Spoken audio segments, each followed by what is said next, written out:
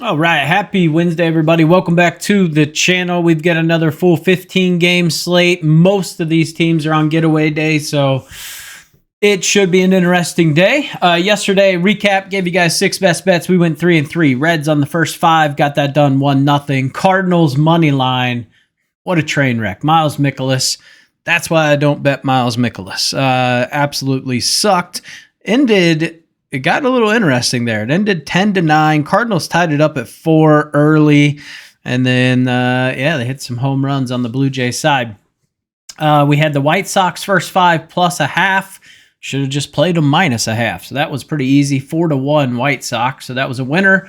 Kyle Harrison under 5.5 Ks Giants money line. He ended at 6. So he hooked us there.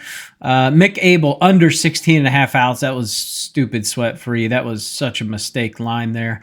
And we had the Tigers and the Orioles over 9. Hooked us at 8. Orioles just could not hit, man.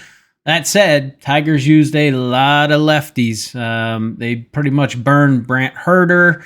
They used Vest. The only lefty they have left would be Tyler Holton, so something to keep in mind.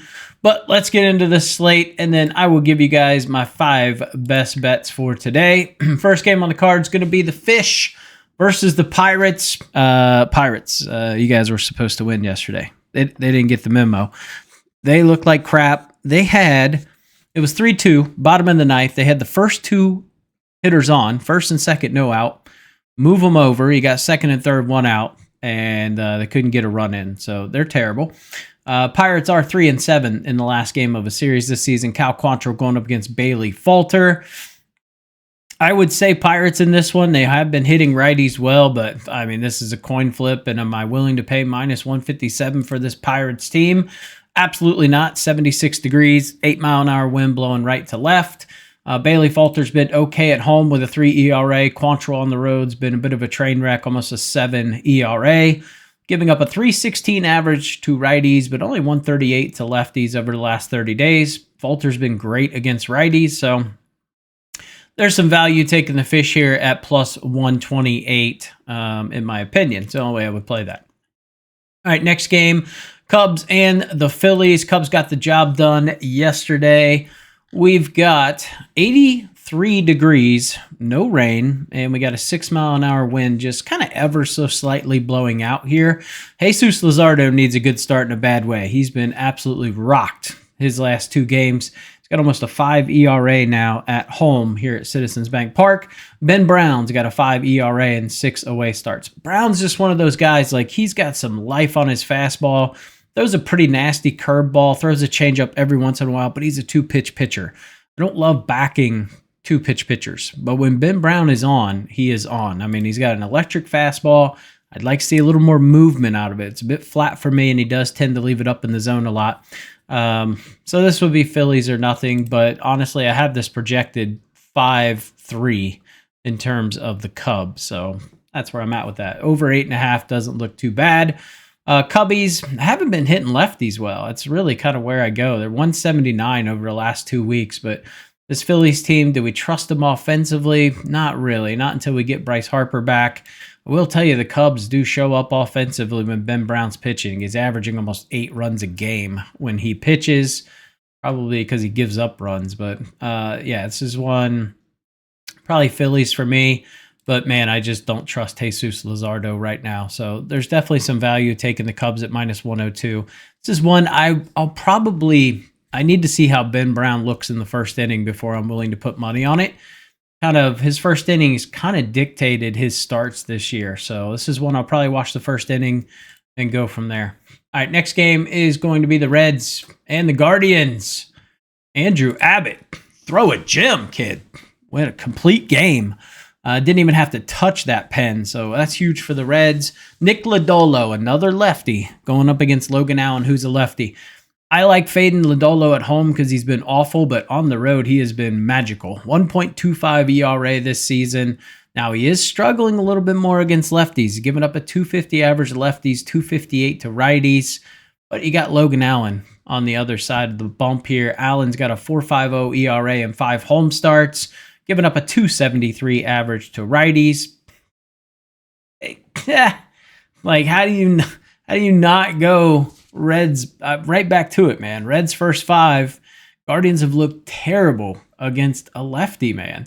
So this is one. There are some numbers that I don't love. The Reds are 3-7 in the last game of a series on the road.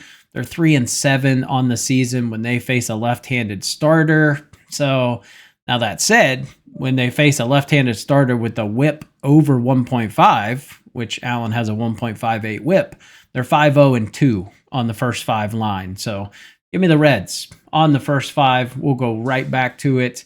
Over under of 8.5. It feels a bit stout to me, but it is going to be 81 degrees, and there's going to be an 11-mile-an-hour wind just kind of slightly blowing out.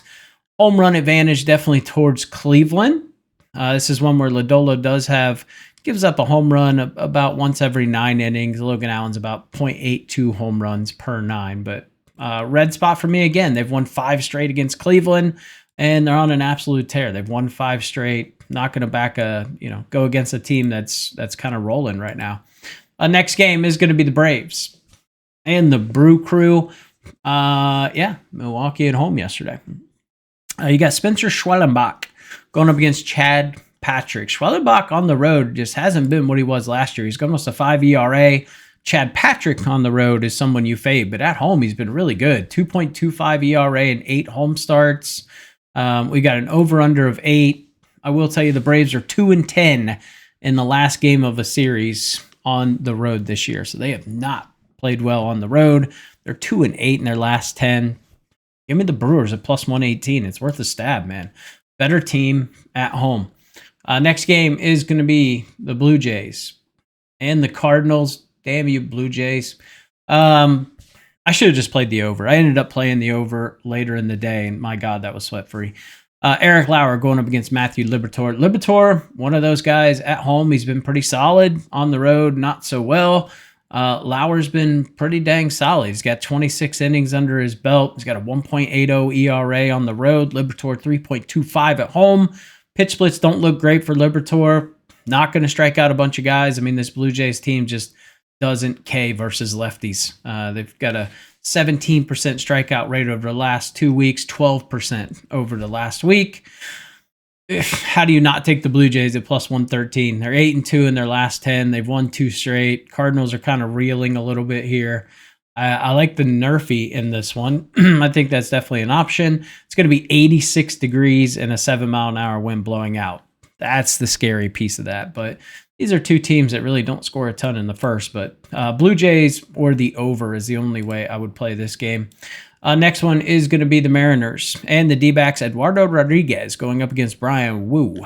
Wu on the road, definitely not the same as at home. He's got 3, 4, 5, and 7 games. Eduardo Rodriguez is just bad anywhere. Stick him on the moon, pretty much anywhere. He'll be pretty bad. 6.5 ERA. I like him over 4.5 hits. He's over this in 9 straight games. So over 4.5 hits at plus 100. I think the Mariners win this. So I don't mind the over.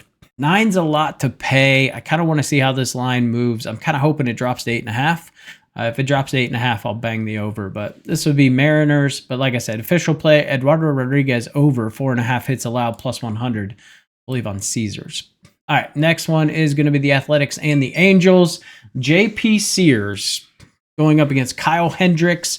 Hendricks 3-6 on the year. He's got a 4.25 ERA at home. J.P. Sears about a 5 ERA on the road. These are 2 guys that are terrible with runners in scoring position. It has not been pretty whatsoever. Put the phone on mute. All right, so this is one where I'm just looking over. It's the Athletics, money line, or the over. Lean more towards the over. We've got the wind blowing out. It's going to be 79, 80 degrees-ish. Beautiful weather. Pitch splits are terrible for both of these guys.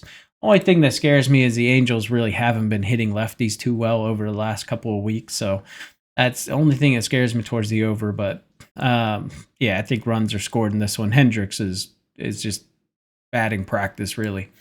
All right, next one, Dodgers Padres. Padres beat that ass yesterday. Dylan Cease continues his streak of pitching extremely well against the Dodgers. So we gotta go through that.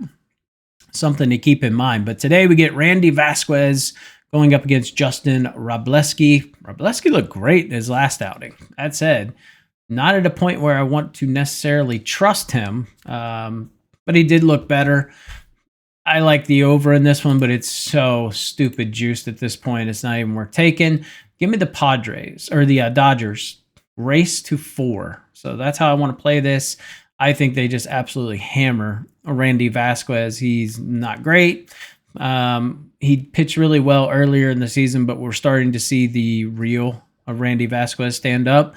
Pitch mix looks awful for him today. Pitch mix looks pretty good for Robleski, so I would lean Dodgers here on the comeback. I think whoever wins it by more than one. So if you want great value, take the Padres on the run line. It's a ballsy play. Don't mind the Dodgers -1.5 here either. I think it's just kind of a flip from yesterday. Tigers and the Orioles. This is going to be Casey Mize going up against Zach Eflin.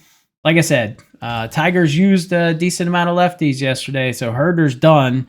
They used Will Vest. He only threw 20, but he threw 11 2 days prior. I imagine he's good to go, but they still have Tyler Holton as another lefty here. I like runs, man. I didn't put it as official play.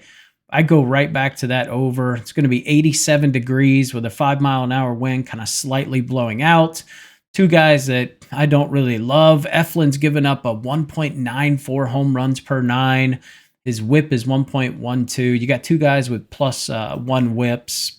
This is one I like runs, but give me the Tigers on the money line. Not an official play, but I'll be playing that today to some capacity.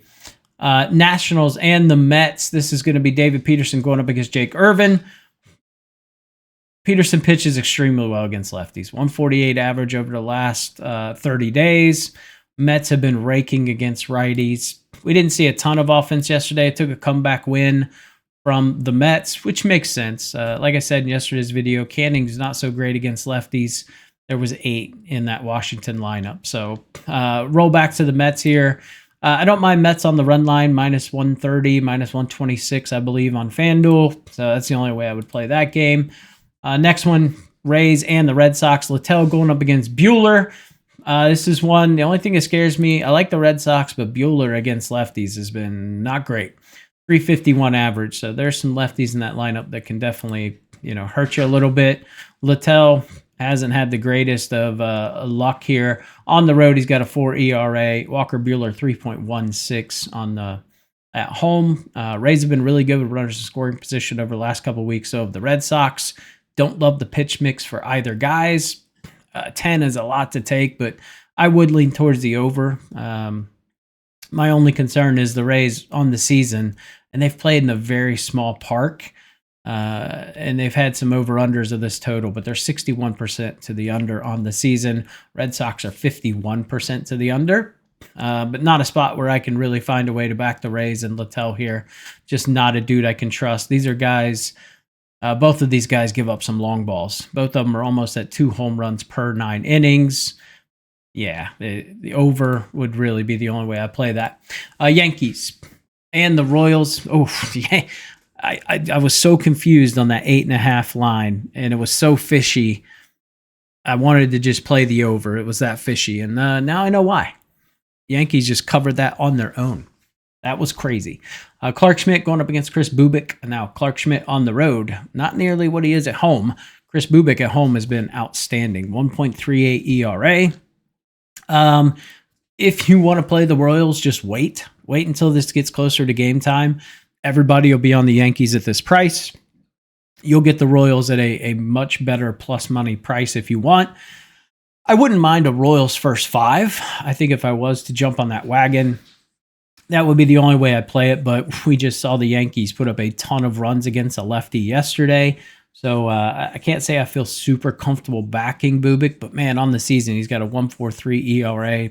He's been one of the best pitchers in baseball this year. So it's just more, will Kansas City actually hit the ball? That's what I'd be concerned about. So, ultimately, I lean Yankees in this one, but if you want to take the Royals, just wait. Guaranteed you'll get better money closer to game time. All right, next game is going to be the Rangers and the Twins. Anybody have the Rangers scoring like 16 runs on their bingo card yesterday? That was wild. There was like 27, 28 hits in that game. Insane amount. We've got Jack Leiter going up against David Festa. Now, Festa is not a dude. I like David Festa, don't get me wrong, but he had a rough start here. So he gives up a little too many long balls for me. He's got 16 innings under his belt, 21 Ks. So he is striking out guys at a decent clip, but he's only going like 4.1 innings per game.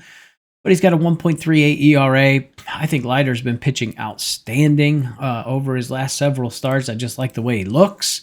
So give me the Rangers on the first 5. I don't love backing a team that put up 16 runs the previous day, but I do think they get to Festa, and he's been a little bit home run prone.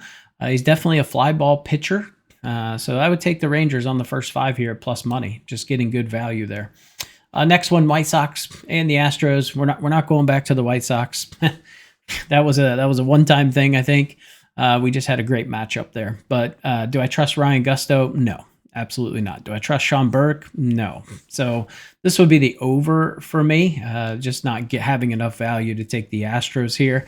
I don't trust them to win on the run line. Gusto's got a 5.40 ERA at home in 9 games. Burke's got about a 4.5 ERA.